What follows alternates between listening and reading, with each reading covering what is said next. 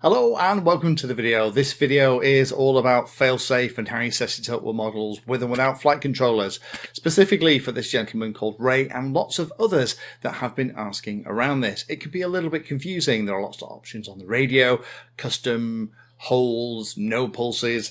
There are things that you might do with the flight controller. How do you test it?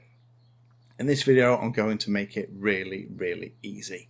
So if you have a flight controller or if you don't have a flight controller, irrespective of whether we're talking about a multi-rotor or something like a wing or a plane, you'll know how to do it.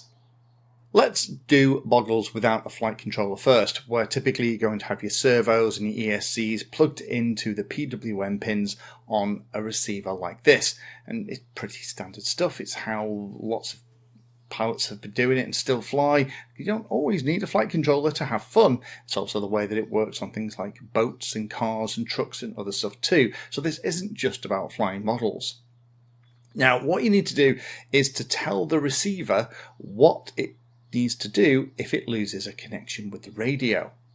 The worst possible thing that could happen would be that when the receiver inside the model loses connection with the radio, that it just keeps sending valid signals out to all of the controls, the servos running the control surfaces, but also your motors as well. The vast majority of flyaways are because the failsafe hasn't been set and tested, and when connection is lost between the radio and the receiver just continues to output the last set of values that it heard from the radio, and that might be throttle at 50%, all the controls at a reasonably neutral position, and particularly with something like a plane, it'll continue to fly and fly until the battery gives out and you'll never find it again. I'd always recommend personally writing on your phone number. It helps get it back. It disappears. So what do you do? Well, the trick is to set yourself something like custom. Most radio systems have the option to set specific channel values on the receiver for your aileron, elevator, throttle, rudder and the other channel positions too. In the event that the receiver inside your model loses connection with the radio, you want those channel values to go to a safe position. I would recommend that you put the aileron and elevator and rudder to a neutral position and you turn the throttle off. Set the throttle channel to the lowest possible value. Some pilots like to do it slightly differently. They like to put a little bit of elevator in one direction or the other so it starts to circle, but I think the really important thing is here that the motor is turned off, so then it starts to glide and hopefully eventually land where you can find it. Don't forget about the RSSI trick with the radio. I'll put a link down below if you are ever in a situation where your plane or model has come down, but you're still getting telemetry on your radio, specifically around the RSSI signal strength between the radio and the receiver, then you can always find it again. Now, how you change those PWM values that are output in the event of a failsafe varies from system to system. In the old days, with the old Spectrum stuff I had, it was stored when you bound the receiver. With FreeSky, you could go into the radio, set the failsafe option in the menu as custom, and then go and then set those channel positions manually for the ones that you want. And again, I typically have elevator, aileron, and rudder as neutral and set the throttle for off. Some of them, like modern Express LRS systems, have different ways to do it through Lua scripts, but also via connecting via even a web page to the receiver and just setting the PWM settings that you want. Again, throttle low, channel positions for everything else in the neutral position would be my recommendation. The key with this is that you absolutely need to test it on the bench before you go and fly. There is no point finding out that the first time that you've messed up your failsafe setup is when the plane disappears out your life forever. Remove all the props, power the model and power the radio, make sure that all the controls are moving, start the motor again with the prop off, just at 5-10%, maybe move one of the sticks over so that you can see the control surfaces deflecting, and then power the radio off. Modern radios will usually start to complain bitterly if it's still connected to the receiver, which is a good safety feature, but most of them can be overridden by just pressing enter. With the radio turned off, you should see the motor immediately stop and all the control surfaces snap back to a neutral position. If it does, your failsafe is set up and you're not going to have a flyaway. The worst thing you can do, as I said at the beginning, is select hold as your fail-safe position. What that will do is when the receiver loses connection with the radio, it'll just continue to output the last good set of channel positions, and that might be throttle at 50%, might be other control surfaces relatively neutral, and it'll just continue to fly. Hold is incredibly dangerous, and do not use it under any circumstances, will be my own advice. The other common setup that you're going to come across is something called no pulses, and we'll talk about that a little bit more next, because that's more used with things like flight controllers. So what about flight controllers? Well, with flight controllers, you're typically going to be connecting to the receiver over S-Bus or Express LRS.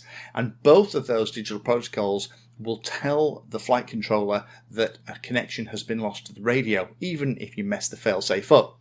However, don't rely on that to save your bacon if you do have a problem with the connection between the radio and the receiver. My advice would be to set the option for the failsafe to no pulses. In the old days, what you would do is, before things like no pulses were available on older radio systems, you would set the value to be output on the channels when the connection was lost to be really extreme, outside the normal range. That would tell the flight controller that something horrible had happened. You don't need to do or worry about any of that now. It's really simple. If you're connecting to the flight controller with CRSF or S-Bus, which the vast majority of connections these days are, then if you set this default position to be no pulses, then as soon as the connection is lost, not only will the receiver tell the flight controller, I've lost connection, but all of the channel values that come across basically will be nothing. And the flight controller will absolutely know that something horrible has happened and it needs to initiate whatever you've set up as failsafe. That's the second part. You also need to set up what failsafe means when the flight controller sees it. If you have a model with a GPS and a compass and all those other things, maybe using iNav or autopilot or even Betaflight with a GPS rescue, I would recommend that you turn on that feature so that if something nasty happens and the radio connection is lost, the model, rather than just drop to the ground, will then turn around and try and fly back to you. There are other options like drop, where it literally will, it's a multi-rotor drop to the ground, or land, where it will descend gently when it touches the ground, disarm. But if you've got a GPS in there, that's kind of the whole point, and that's why I personally love things like iNav, because it always means that if I have an issue, I can hit that return to home button, or failsafe will initiate it automatically if a connection is lost with the radio. Now, how do you test this? Well, it's pretty easy and straightforward. Plug in your system, make sure that the receiver is powered and connected to the radio, connect to the computer that you've used to configure the flight controller. In all of these systems, there is some nice, easy to view indicator to let you know when failsafe has been detected. In things like iNav and Betaflight, it looks like a little red parachute icon underneath where the battery status is at the top of the screen on your PC. On things like Mission Planner, it will say failsafe in the screen in the top left-hand corner where the artificial horizon is. So what you need to do is, while you've got the radio connected to the receiver inside the model, again, props off are always this whenever you're doing stuff indoors, just turn off the radio and make sure that failsafe appears on the screen in Mission Planner, or that little red parachute turns on inside iNav or Betaflight. If it does, then you have your failsafe connected great too. Personally, I always set the stuff with flight controllers to no pulses. It just absolutely guarantees that the flight controller is under no illusion that something horrible has happened and it needs to take over. But you could also set it for things like custom and hold, but you know what? I really wouldn't. I wouldn't rely on those. As I said, I would use no pulses for a flight controller.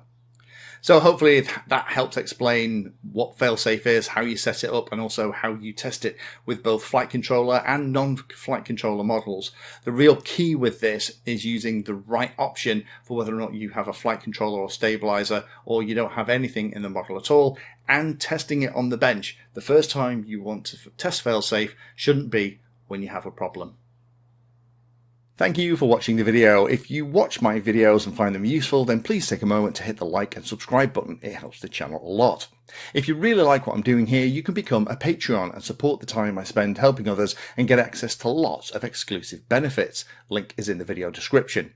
Remember that all the videos on the channel are organised into playlists, so you can easily use those playlists to find all the videos on a subject that you are interested in. Add Painless 360 to your searches on Google and YouTube, and it'll help you find my content for any particular topic. Thanks again for watching, and as always, happy flying.